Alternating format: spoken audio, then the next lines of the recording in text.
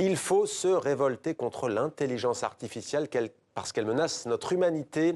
Les mots et le cri du cœur sont signés. Éric Sadin, le philosophe, est notre invité. Bonsoir. Bonsoir. Soyez le bienvenu sur TV5 Monde. Votre nouveau livre a pour titre La vie spectrale, pensée l'ère du métaverse et des intelligences artificielles génératives. Édition Grasset. On va beaucoup parler avec vous ce soir de ces intelligences artificielles génératives.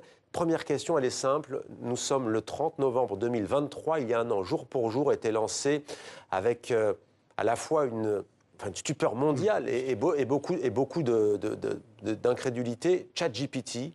D'abord, rappelez-nous ce que c'est que ChatGPT et pourquoi vous, de suite, vous vous êtes dit attention. Tout de suite. C'est-à-dire, qu'est-ce qui s'est passé le 30 novembre 2022 et les jours qui ont suivi? Quelle a été la réaction de la plupart? C'est de dire, sur une simple instruction, voir des systèmes produire du texte, c'est bluffant. Et c'était plutôt de qualité, et c'était très bluffant. Et les mêmes commentaires disaient, mais il faudrait malgré tout des développements encore technologiques pour que ça s'apparente à un langage humain. Et c'est là qu'est notre grande illusion. Et j'ai quelque chose à dire, il me semble, de très important qu'on ne voit pas sur ça. C'est-à-dire comment ça fonctionne, ces systèmes qui produisent du texte. C'est la première fois dans l'histoire de l'humanité que des technologies produisent du langage.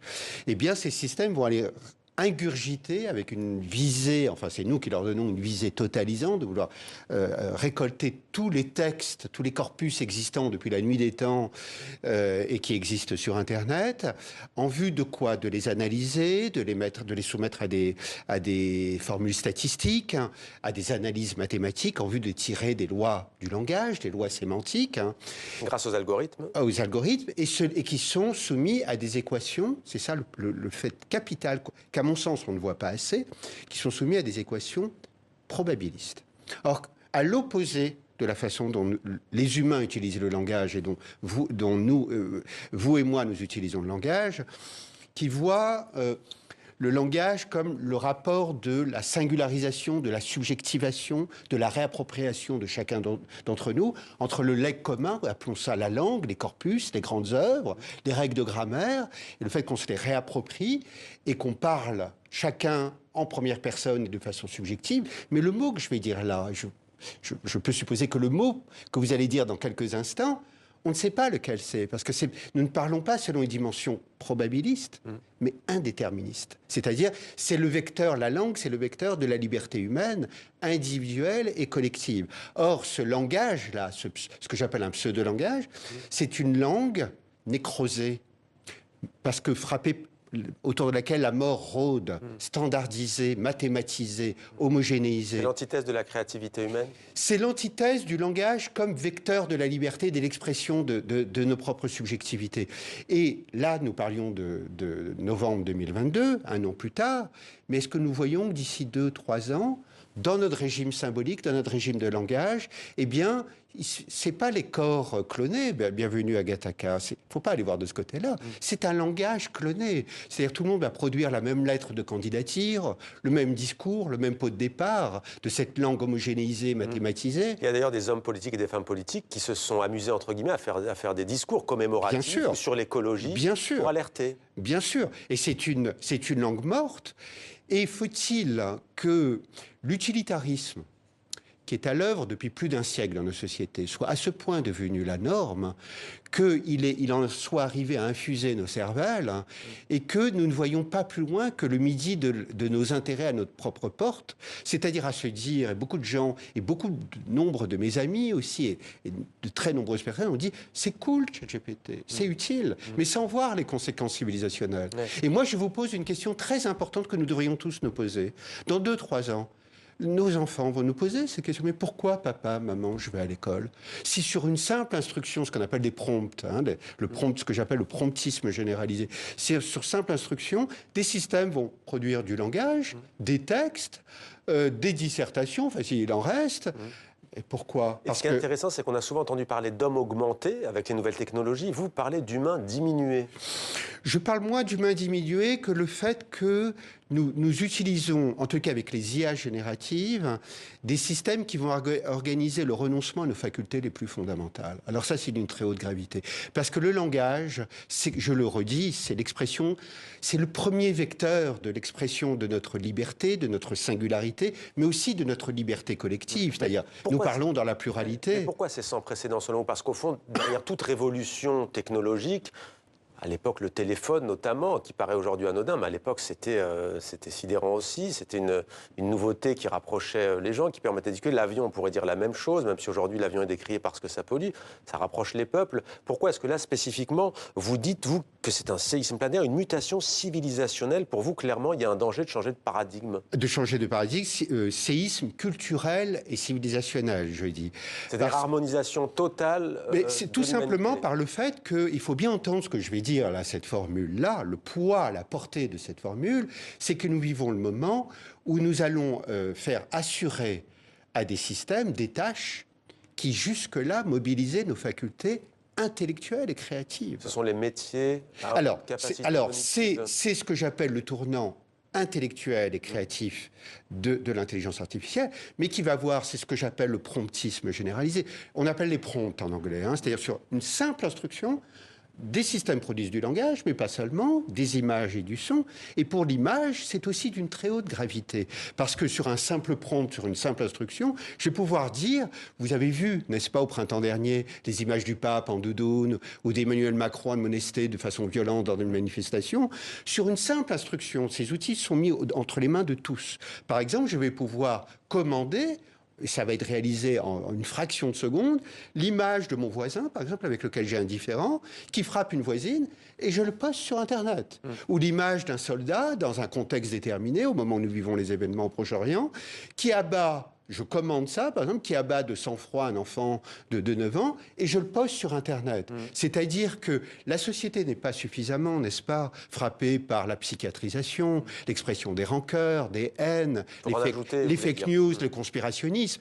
Nous allons, dans quelques années, vers ce que j'appelle le régime de l'indistinction généralisée. C'est-à-dire nous n'allons plus savoir quelle est la nature et l'origine d'une image. Or, une société, ce ne sont pas seulement des principes communs, ce sont aussi des référents communs. Sans quoi on ne se comprend. Quand vous dites l'indistinction, je vous ai lu aussi notamment sur la Corée du Sud. Oui. Vous en parlez, vous dites que c'est le pays au monde où il y a le plus de chirurgie esthétique.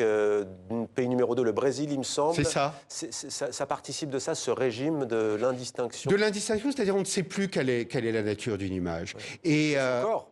Comment? Son corps aussi. Exactement. Et donc, parce que l'image que l'on a de soi, elle va influer sur l'image que l'on veut avoir désormais. Bien sûr, mais c'est aussi, quand je vais te parler de tournant intellectuels et créatifs de l'intelligence artificielle, ce sont aussi, par exemple, parmi d'autres, tous les métiers qui manipulent l'image, qui sont soumis à un ouragan. Par exemple, les designers, les photojournalistes, les créatifs en publicité, parce que nous vivons aussi avec les IA génératives. Les écrivains, on a vu un roman, notamment, on n'en parlait pas plus tard que la semaine dernière. Les avocats, parce que ce que nous vivons avec les IA génératives, ce n'est plus un ouragan sur des métiers, par exemple ce que nous avons vécu au tournant des années 80 dans les usines automobiles, qui ont vu quoi? Des métiers à haute pénibilité à être remplacés par des robots. Et on pouvait dire que c'était pour des visées fructueuses. Sociales et fructueuses, c'est-à-dire qui voyaient des corps broyés à l'âge de la retraite, des troubles musculo-squelettiques, des burn-out. Et on pouvait dire, bon, on remplace ces métiers par des robots et il y a un transfert. Mais là, on veut remplacer le cerveau. Là, ce sont des métiers à haute compétence cognitive qui mobilisent nos compétences, nos facultés intellectuelles et créatives, qui, de surcroît, ont mobilisé souvent de longues études, qui créent de la sociabilité, qui créent de l'estime de soi. Et alors, la liste est longue de métiers, hein, on peut dire avocat, professeur, doubleur, correcteur, scénariste. Regardez ce qui s'est passé à Hollywood. Les scénaristes sont un cas d'école. C'est-à-dire qu'ils n'ont pas attendu du législateur les choses. Ils ont demandé des garde-fous, effectivement. Ils ont fait acte de jurisprudence. C'est en ça que c'est un cas d'espèce qui devrait nous inspirer, toutes les corporations à l'échelle de la planète. C'est-à-dire qu'ils ont vu venir les choses. Nous ne voyons pas venir les choses. Nous ne fonctionnons que par court-termisme. Et ils se sont dit, nous ne voulons pas, nous, au nom du génie de notre métier, de ce qui nous mobilise, de l'inventivité qui est la nôtre, nous ne voulons pas être remplacés par ces systèmes. Et qu'est-ce qu'ils ont fait? Ils se sont mobilisés et ils ont eu gain de cause. Ouais. Je crois que c'est cette mobilisation à l'échelle des corporations. C'est un des exemples des révoltes citoyennes à laquelle vous invitez chacune et chacun d'entre nous. Mais juste une question de même, celles et ceux qui nous regardent doivent se dire, bon, on a bien compris d'où vous parliez, comme on dit, Oui, à savoir oui. vous alerter et être un lanceur d'alerte à travers la philosophie notamment. Mais en médecine, par exemple, d'aucuns diraient qu'il peut y avoir des applications et des espoirs gigantesques, notamment. Alors, Je vous vois sourire parce que non, parce que sur la médecine, c'est toujours le pare-feu que les turéféraires de l'intelligence artificielle présentent. C'est beaucoup plus compliqué que ça. Ouais. On voit surtout, d'abord et avant tout, une immense privatisation du champ de la médecine. Et on nous parle du diagnostic comme si, vous savez, les médecins feraient des erreurs de diagnostic du matin au soir. Mais quelle est cette fable? Et on a bien vu que, notamment durant la crise du Covid, que ce dont nous avions besoin, c'était pas de système d'intelligence artificielle, de diagnostic automatisé, qui coûte une fortune, mais c'était de lits, c'était de matériel élémentaire. De médecins. C'était de médecins, c'était de personnel. Et il me semble qu'avec l'IA générative, vous savez, il y a un projet à l'échelle de l'Union européenne qui s'appelle le AI-UE Act, porté par Thierry Breton, et on parle souvent de régulation. Hein. Ben pour ma part, je pense qu'on se trompe du tout au tout, et l'UE Act se trompe du tout au tout. Pourquoi? Si vous voulez bien que je m'explique en quelques mots sur cela. Parce que quand on parle de régulation, comme si ça allait être le pansement à toutes les dérives, elle est toujours fondée, le principe de la régulation, toujours fondé sur une sempiternelle équation binaire, c'est-à-dire les risques et les avantages prétendus. Comme si, une fois qu'on allait chasser les risques, eh bien, on allait dérouler, ça allait être le tapis rouge déroulé, à l'automatisation sans cesse croissante des affaires humaines, avec le fait qu'en réalité, l'automatisation, c'est fondé sur le postulat que des systèmes dans tous les champs de la vie humaine vont mieux faire que nous ce que jusque-là nous faisions de façon approximative. Moi, je crois que c'est une toute autre équation qu'il faut faire valoir. C'est là où nous avons la main et là où nous n'avons pas la main. Et il se trouve qu'avec les systèmes d'intelligence artificielle, nous avons de moins en moins la main. Et là où les systèmes respectent nos principes fondamentaux et qui nous animent, ou là ils font offense à nos principes fondamentaux. C'est cela, à mon sens, les critères. Et je crois que l'heure est au-delà de l'utilitarisme, à une mobilisation à toutes les échelles de la société sur les conséquences civilisationnelles. Merci beaucoup pour en savoir plus. La vie spectrale pensellaire du métaverse et des intelligences artificielles génératives, édition Grasset. Merci beaucoup, Éric Sadin. Merci à vous. Pour notre plateau. Merci à vous.